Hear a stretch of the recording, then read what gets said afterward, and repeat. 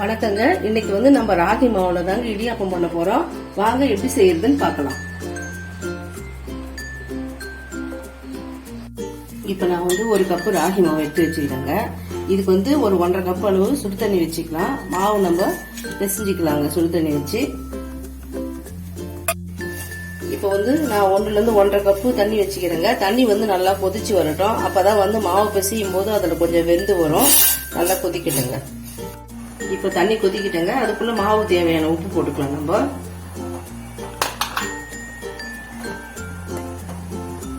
இப்ப வந்து நெய் கொஞ்சம் போட்டுக்கலாங்க. கையில ஒட்டாம இருக்கு. அப்பதான் நம்ம மாவு பிசையும் போது இதுலயே கொஞ்சம் நெய் விட்டுடலாம். இப்ப இது எல்லாத்தையும் நல்லா ஒண்ணா மிக்ஸ் பண்ணிக்கலாங்க.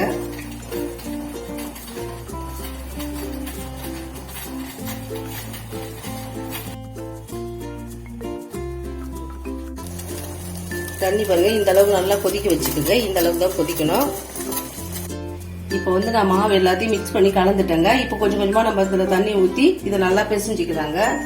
இப்போ வந்து நம்ம தண்ணி ஊத்தி பிசையும் போது அது கொதிக்குது தண்ணி. அதனால கரண்டி போட்டுதாங்க அதை நல்லா கலந்து பிசைக்கணும். நீங்க கையில பட்டுச்சுன்னா ரொம்ப வந்து சூடா இருக்குதுங்க தண்ணியே. இந்த மாதிரி கொஞ்சம் கொஞ்சமா விட்டுக்குங்க.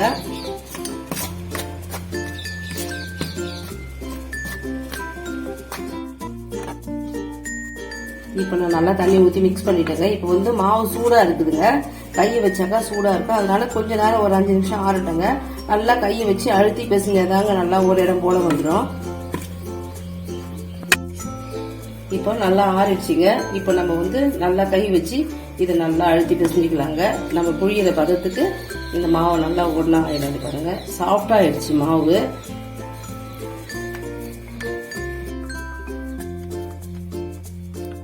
இப்ப பாருங்க நல்லா ஒட்டவே இல்லை பாருங்க. இந்த பதத்துக்கு வந்துச்சு. இப்ப நம்ம வந்து இதை நல்லா புழியிற பதத்துக்கு வந்துச்சுங்க. இந்த அளவுக்கு பிசைஞ்சு எடுத்துக்கோங்க. இப்ப போய் புழிஞ்சிடலாம் நம்ம.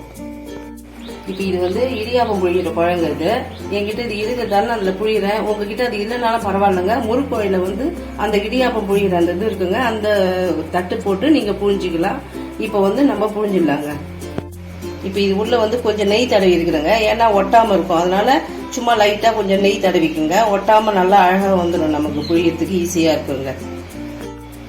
இப்ப பாத்தீங்கன்னா இத மாதிரி நீங்க உருண்டை பண்ணி வச்சுக்கோங்க. நமக்கு போடுறதுக்கு ஈஸியா இருக்கும். இந்த மாதிரி பண்ணி நம்ம இந்த குழையில போட்டுடலாங்க.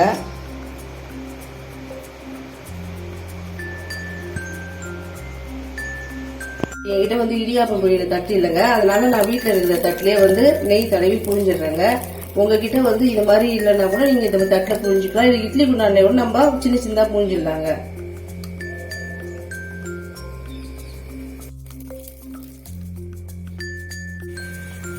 இப்ப நீங்க வந்து இந்த மாதிரி இட்லி தட்டை வந்து கவுத்து போட்டுருங்க. இது வந்து அடித்தட்டு அப்பதான் வைக்க சரியா வரும். இது மேல வச்சிடலாம். வச்சுட்டு இந்த மேல் தட்டு வந்து நம்ம அப்படியே கூட வச்சிடலாங்க. அது ஒன்றும் பிரச்சனை இல்லை. இது அப்படியே வச்சிடலாம். இப்ப இது வந்து மூடிடலாங்க. இது வந்து நான் ரொம்ப சீக்கிரம் வெந்துடுங்க. 3 நிமிஷத்துல இருந்து 5 நிமிஷத்துல இது வந்து வெந்துடும். நமக்கு வந்து சீக்கிரமா வந்து வெந்துடும். சுடு தண்ணி ஊற்றி பேசுறதுனால சீக்கிரமாக வெந்துடுங்க. இப்ப வந்து பாத்தீங்கன்னா 4 நிமிஷம் ஆயிடுச்சுங்க. நம்ம இதை திறந்து பார்த்தோம்ல வெந்துச்சான்னு பாருங்க. நல்லா வெந்துச்சு பாருங்க. சூப்பரா வெந்துட்டு இருக்குது. கலரே கொஞ்சம் உங்களுக்கு தெரியும் பாருங்க. மாவு இல்ல, நல்லா வெந்துட்டு இருக்குது பாருங்க. கொஞ்சம் இது வந்து ஆறுனதுக்கு அப்புறம் தாங்க நம்ம வேற தட்டுல வந்து மாத்தணும். எடுத்து கீழே வச்சிடலாங்க.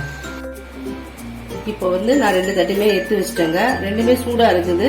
நம்ம ஆறட்டங்க. ஆறுனதுக்கு அப்புறம் நம்ம இந்த தட்டுல எடுத்து மாத்திடலாம். இப்போ வந்து ஆறிடுச்சுங்க. சும்மா 1 நிமிஷம் தாங்க. இப்போ நம்ம அதை இந்த தட்டுல மாத்திடலாங்க.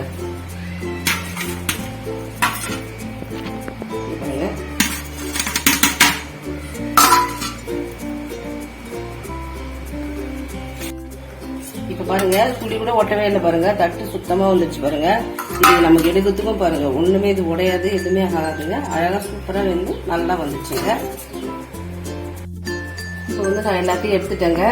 இப்போ எல்லாமே வந்து வெந்து ரெடி ஆயிடுச்சு. இப்போ இது மேல வந்து நம்ம கொஞ்சம் தேங்காய் துருவல் வந்து வச்சிருக்கேன். அதை போட்டுடலாங்க. அந்த தேங்காய் துருவல் கூட நான் 2 ஏலக்காவும் போட்டு துருவி வச்சிருக்கிறேங்க வாசனைக்காக. நம்ம வந்து இது அப்படியே மேல தூவிடலாம். டேஸ்டா இருக்கும் நல்லா சாப்பிட்றதுக்கு நமக்கு. இது கூட வந்து நம்ம சக்கரை கொஞ்சம் தூவிடலாங்க. உங்களுக்கு இந்த மாதிரி சுகர் தேவையில்லைன்னாக்கா நீங்க நாட்டு சக்கரை கூட போட்டுக்கலாம். நல்லா இருக்குங்க அதுவும். இப்போ நம்ம வந்து தேவையான அளவு இதில் வந்து நம்ம சுகர் ஆட் பண்ணிடலாம். இப்போ இது எல்லாம் ரெண்டும் வந்து நல்லா சமமாக போட்டு நல்லா ஊறிட்டா சாப்பிட சும்மா டேஸ்ட்டாக நல்லா இருக்குங்க இது. இப்போ நீங்கள் பார்த்தீங்கன்னா இப்போ இந்த இடியாப்பத்தில் வந்து நீங்கள் தேங்காய் பால் சேர்த்தும் சாப்பிட்லாங்க. நல்லா வந்து இதை உதிர்த்து போட்டு நம்ம நல்லா சேவை பண்ணி சாப்பிட்லாம். இதிலே வந்து நம்ம குருமா கூட தொட்டு காரமாக நமக்கு வேணும்னா குருமா தொட்டுன்னு சாப்பிட்லாம். எதுக்காக இருந்தாலும் இது ஓகேங்க. எல்லாமே நல்லா கரெக்டாக வரும் சாப்பிடணும். நீங்களும் இதை மாதிரி வீட்டில் செஞ்சு ட்ரை பண்ணி பாருங்க.